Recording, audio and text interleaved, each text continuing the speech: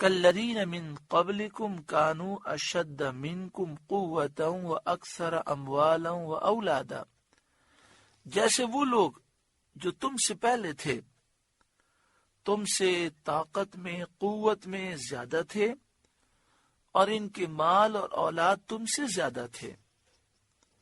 یعنی بڑی بڑی قومیں جو قوت میں، مال میں، اولاد میں زیادہ تھیں، وہ برباد ہو گئے.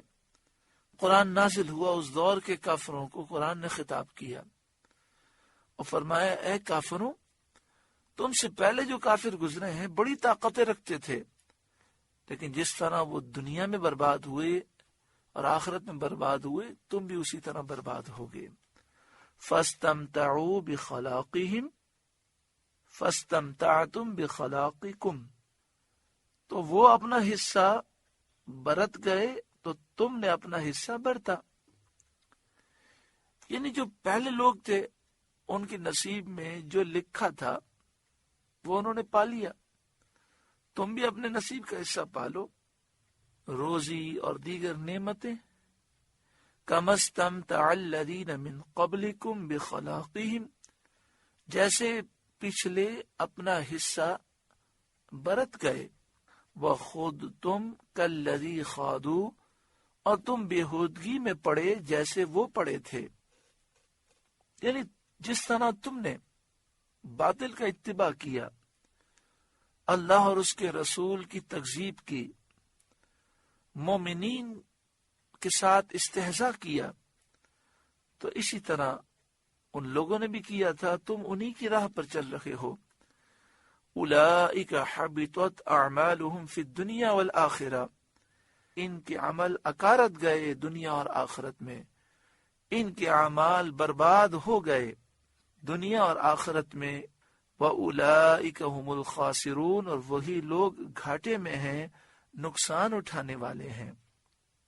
أَلَمْ يَأْتِهِمْ نَبَأُ الَّذِينَ مِنْ قَبْلِهِمْ قَوْمِ نُوحٍ وَعَادٍ وَثَمُودَ، کیا ان منافقوں کو اپنے سے پہلے لوگوں کی خبر نہ آئی،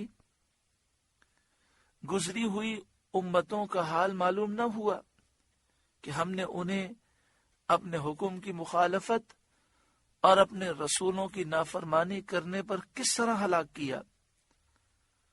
قوم نوح وعاد وثمود، نوح کی قوم اور عاد اور سمود. نوح علیہ السلام کی قوم طوفان سے ہلاک کی گئی، قوم عاد ہوا سے ہلاک کی گئی، اور سمود کے لوگ زلزلے سے ہلاک کیے گئے. زوردار آواز ہوئی، ان کے دل بند ہو گئے اور اس آواز کی وجہ سے زلزلہ آیا. وقوم ابراہیم، اور ابراہیم کی قوم. حضرت صدر الافاضل مولانا نعیم الدین مراد آبادی علیہ رحمہ لکھتے ہیں، اور ابراہیم کی قوم جو سلب نعمت سے ہلاک کی گئی اور نمرود مچھر سے ہلاک کیا گیا. نمرود کے بارے میں بعض مفسرین نے یہ لکھا کہ نمرود کی عمر 800 برس ہوئی، اور نمرود نے پوری دنیا پر حکومت کی. ان 800 برس میں سے 400 برس تک اس کے سر میں کبھی درد بھی نہیں ہوا، کبھی بخار کی تکلیف نہیں آئی، کبھی کوئی تکلیف نہیں آئی. اس سے خدا ہونے کا دعویٰ کیا. اس پر جب اللہ تعالیٰ کی طرف سے عذاب آیا تو ایک مچھر ناک کے ذریعے اس کے دماغ تک پہنچ گیا. مفسرین نے لکھا کہ وہ لنگڑا مچھر تھا اور اس کے ڈنگ مارنے کی وجہ سے یہ ہلاک ہوا. بعض مفسرین نے اس مچھر کی کافی تفصیل لکھی کہ جب یہ مچھر دماغ میں بیٹھ گیا تو جب مچھر ڈنگ مارتا تھا تو اسے بڑی تکلیف ہوتی تھی، یہ چیختا تھا، چلاتا تھا، تڑپتا تھا.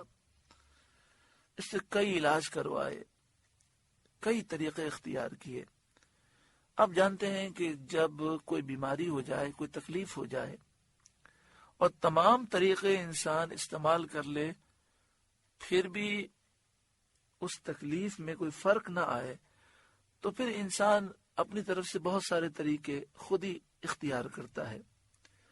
ایک دفعہ ایسا ہوا کوئی اس کے پاس شخص آیا. اس کے دربار کا اصول یہ تھا کہ نمرود کے دربار میں کوئی بھی آئے تو آ کر اسے سجدہ کرے.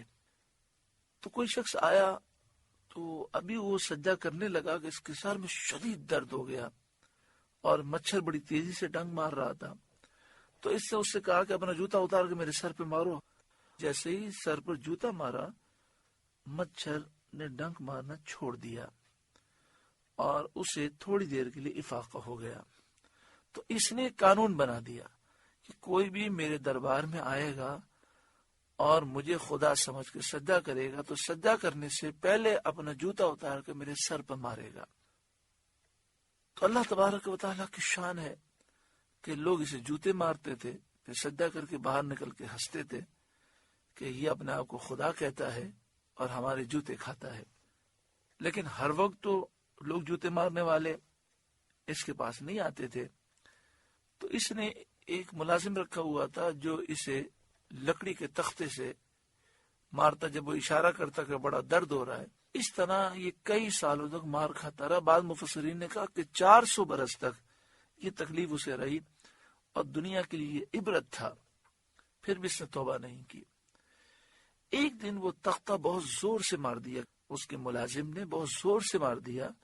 اس سے اس کا دماغ پھٹ گیا اور وہ ہلاک ہو گیا. وہ اصحاب مدین اور مدین والے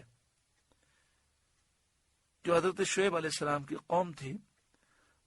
ایک روایت یہ ہے کہ جو مدین والے تھے ان پر عذاب اس طرح آیا کہ زوردار آواز پیدا ہوئی اور پھر اس میں زلزلہ آیا اور وہ ہلاک ہو گئے. اور حضرت شعیب علیہ السلام کی قوم ایک وہ تھی جو جنگل میں رہتی تھی. ان پر عذاب اس طرح آیا کہ ایک بادل آیا اور اس بادل سے آگ نکلی اور وہ ہلاک ہو گئے. تو یہاں پر حضرت صدر الافاضل نے وہ اصحاب مدین اور مدین والے کے تحت حاشیے میں لکھا یعنی حضرت شعیب علیہ السلام کی قوم جو روز ابر کے عذاب سے ہلاک کی گئی. تو یہاں اصحاب مدین کے بارے میں 2 روایتیں ہیں. ایک روایت یہ ہے کہ وہ بادل کے عذاب سے ہلاک ہوئے اور ایک روایت یہ ہے کہ زوردار آواز ہوئی اور زلزلہ آیا اور وہ لوگ ہلاک ہو گئے. والمؤتفقات اور وہ بستیاں کہ الٹ دی گئیں وہ حضرت لوط علیہ السلام کی بستیاں تھیں. اللہ تعالیٰ نے ان 6 کا ذکر فرمایا. قوم نوح، قوم عاد، سمود، قوم ابراہیم، اصحاب مدین اور والمؤتفقات جو لوط علیہ السلام کے دور میں تھے. آپ نے انہیں نصیحتیں فرمائی. وہ 5 بستیاں تھیں جو الٹ دی گئیں. آپ سے گزارش ہے کہ قرآن کے اس پیغام کو آگے پہنچا کر ثواب جاریہ حاصل کریں.